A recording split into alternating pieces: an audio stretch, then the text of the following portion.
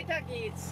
Und deswegen haben wir gerade das Groß komplett geborgen. Demnächst sind wir wieder back in full mode. Was ist das jetzt? Gibst du jetzt auf oder was?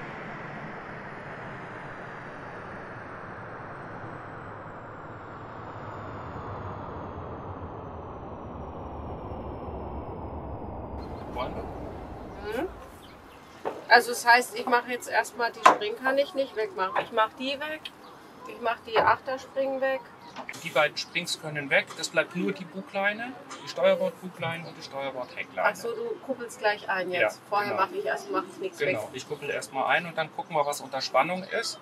Sonst kuppel ich aus und du löst erstmal das, was unter Spannung ist. Und dann kuppel ich wieder rein, sodass wir stabil hängen. Aber jetzt gucke ich erstmal, ob wir stabil hängen. Ja?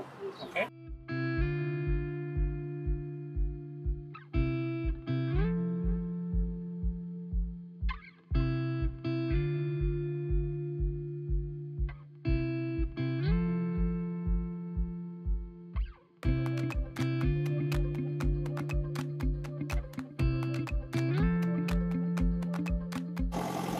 So, rausgefahren. Weiter geht's. Endlich. Oerasch kannten wir ja schon, da wussten wir ja, was uns erwartet. Gibt übrigens keinen Brötchenservice mehr, haben wir jetzt gemerkt. Es gab keine Brötchen heute Morgen. Ich weiß nicht, warum die uns so verwöhnt haben das letzte Mal. Schade. Also wir wollen Richtung Mittelmeer eigentlich möglichst schnell und heute und morgen ist guter Wind. Und wir fahren ja jetzt gerade von Oerasch los, das ist direkt vor Lissabon. Und die Überlegung war eben gewesen, ob wir um das Cabo Vicence auch direkt rumfahren, also über Nacht. Das wären 130 Meilen, 120 Meilen bis nach Lagos. Wir haben aber festgestellt, dass wir von der Zeit uns eigentlich gar nichts Gutes tun. Also dass es eigentlich nur anstrengend ist. Und deswegen werden wir wahrscheinlich heute Abend in Sines rausgehen und ankern. Dort sollen wir sehr schön ankern können. Der Wetterbericht sagt 15 bis 20 Knoten achterlich. Böen sind 25. Maximal, ja. So für heute. Am Anfang weniger, nachher wird es mehr.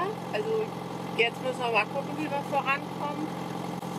Für morgen ist es ein bisschen uneinig, die Wetterberichte. Das lassen wir auf uns zu. Es ist, wie es ist. Genau. Also nördlicher, also achterlicher Wind ist nördlicher Wind, also ziemlich genau von Achtern bei uns jetzt. Und wir sind hier noch in der Landabdeckung von Oerasch und Cascais. Das heißt, vor dem Nordwind sind wir noch geschützt. Das merkt man auch, wir haben hier im Boot noch recht wenig Bewegung. Aber wir werden draußen dann 1,5 bis 2 Meter Welle haben. Und es soll über den Tag aber abnehmen. Und, ja. Genau, und gestern waren es ja noch 3 bis 4 Meter insgesamt. Genau. Sind wir heute unterwegs. Ich würde sagen, wir können... Ja, Christoph will jetzt Segel setzen. Los geht's.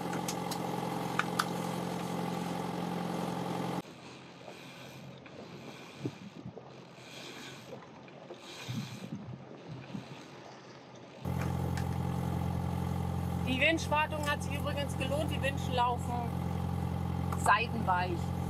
Traumhaft. So, und wo aus? Ja. Despesa, Periquino Sequencial, Trajidas.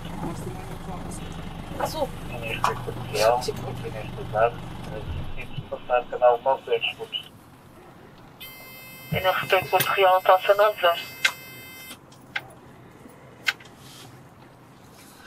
Und wie das so ist, nach ein paar Wochen liegen, haben sich ein paar Dinge eingeschlichen, die man einfach erst wieder in Routine kriegen muss. Ist so.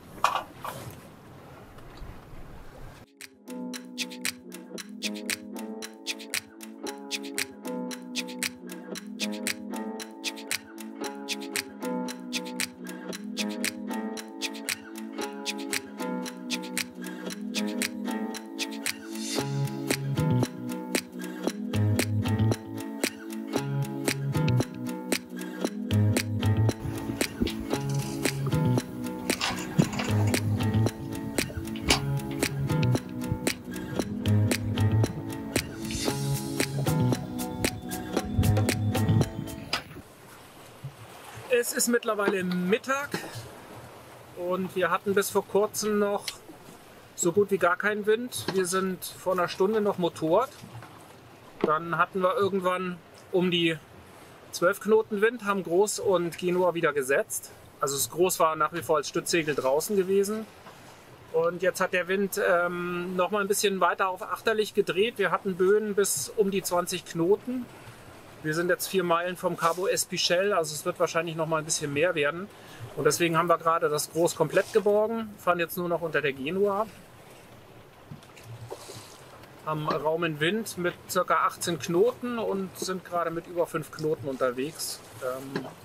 Was man aber sicherlich im Hintergrund sehen kann, wir haben jetzt stärkere Welle, wir sind aus der Landabdeckung raus. Es geht ganz gut voran, wir sind so ein bisschen hinter der Zeit. Wir hatten uns vorher schlau gemacht, Sines kann man in der Dunkelheit sehr gut anfahren. Das ist ja ein vorgelagerter Wellenbrecher von Norden. Und dann kommt nochmal ein innerer Wellenbrecher, der praktisch eine Bucht bildet. Und hinter der Bucht kann man dann im nördlichen Bereich, also Backboards, wohl sehr gut ankern.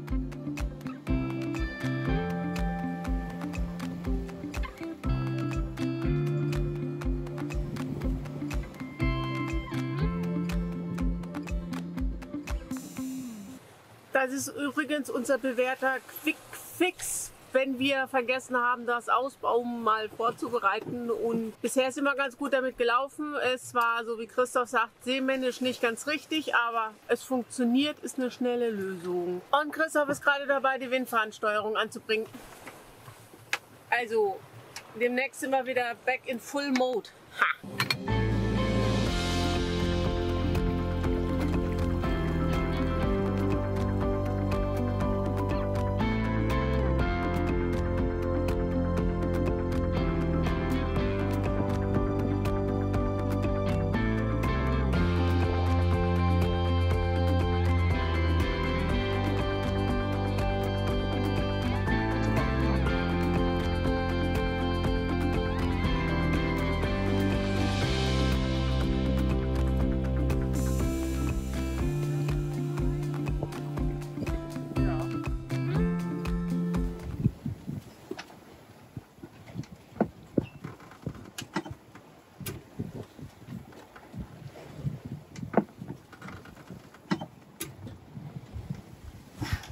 Was ist das jetzt? Gibst du jetzt auf oder was? Genug Sport gemacht. Genug Sport gemacht? Ja.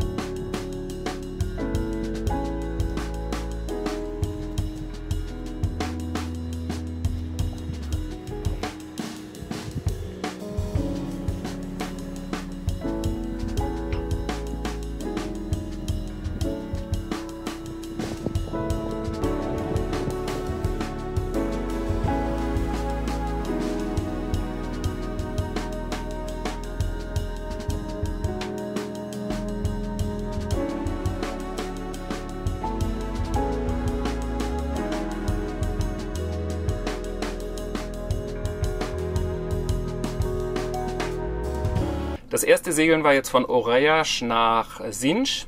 Wir haben in Sines dann geankert. Der erste Schlag war wunderschön. Wir hatten zwar kräftige Welle, haben uns trotzdem sehr gut gefühlt. Achterlicher Wind, das ging auch sehr gut. Marion hat ja euch ja das Provisorium gezeigt, wie wir das Vorsegel vor dem Einfallen geschützt haben. Das nächste Mal gibt es aber dann die richtige Lösung, natürlich. Ja, wir haben gut geankert über Nacht und war ein schöner erster Schlag. An der Stelle nochmal vielen Dank für eure Hinweise zur Elektrik. Ich habe da so ein bisschen konstruktive Kritik und auch Haue gekriegt. Ich werde das natürlich nochmal korrigieren. Vielen Dank für eure Hinweise. Das nächste Mal segeln wir weiter von Sinj nach Sagres, wo wir auch ankern werden und es lohnt sich, es anzugucken. Im Moment liegen wir in einem Hafen. Wenn du wissen möchtest, wo wir gerade sind, dann folge uns doch einfach auf Instagram und Facebook, da kannst du das sehen. Wir liegen hier, weil das Wetter gerade ziemlich schlecht ist. Es zieht gerade eine Schlechtwetterfront durch. Die Zeit nutzen wir natürlich, um diverse Reparaturen zu machen. Und da kommt gleich unsere nächste Frage.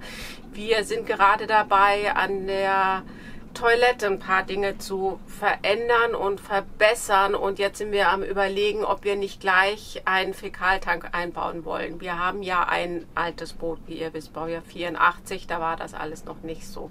Kann uns jemand sagen, ob das Pflicht ist im Mittelmeer und wenn ja, wo? Weil wir wissen, in den Niederlanden ist es Pflicht, aber in Deutschland bei alten Booten noch nicht. Es geht nicht darum, dass wir es nicht machen möchten, wenn es denn Pflicht ist, sondern darum, wie wir es einbauen wollen, die Art und Weise. Also wir freuen uns, wenn uns da jemand Informationen zu geben kann. Ansonsten freuen wir uns, wenn du das nächste Mal wieder dabei bist und wir würden sagen, bis dahin. Tschüss.